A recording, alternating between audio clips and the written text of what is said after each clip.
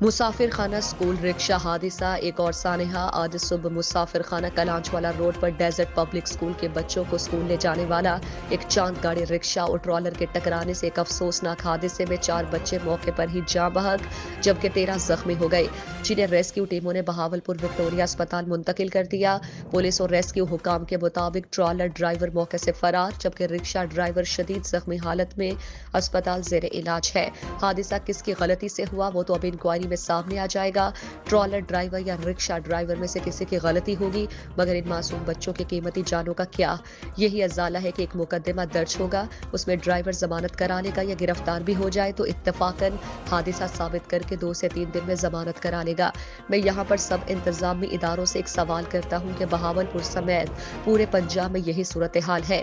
Regional transport authority और traffic police समेत किसी भी इंतजामी इदारे ने इन स्कूल के रिक्शों, स्कूल वैन के ड्राइवर्स, मालिकान और स्कूल इंतजामिया के खिलाफ किसी किस्म की कार्रवाई की है जो जानवरों की तरह बच्चों को रिक्शों और वैन में ठोस देते हैं।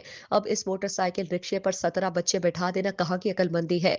यकीनन जहां इस हादसे में ड्राइवर्स की गलती होगी वहां ओवरलोडिंग भी एक बड़ी वजह होगी।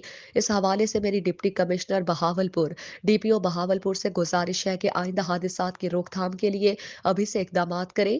ट्रॉलर रिक्शा ड्राइवर समेत स्कूल मालिक के खिलाफ भी मुकदमा दर्ज करें।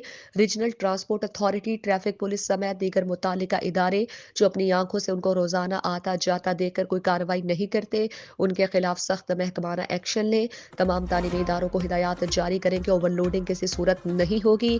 ट्रैफिक पुलिस इस सिलसिले में एक खुसूसी मुहिम चलाए, जो हिदायत पर अमल नहीं करता उनकी ओवरलोड गाड़ियां थाने में बंद करें और उनके ड्राइविंग लाइसेंस मनसूख कर दें, उनके तालीमी इदारे सील कर दें। वैसे तो गाड़ियां रिक्शों के 90% ड्राइवर्स बगैर लाइसेंस चला रहे हैं, उनके खिलाफ भी कार्रवाई करें। और मेरी वालिदैन से भी गुजारिश होगी कि खुदारा ओवरलोड गाड़ियों पर मासूम बच्चों को हरगिज स्कूल ना भेजें, तभी जाकर इन हादसात की रोकथाम होगी।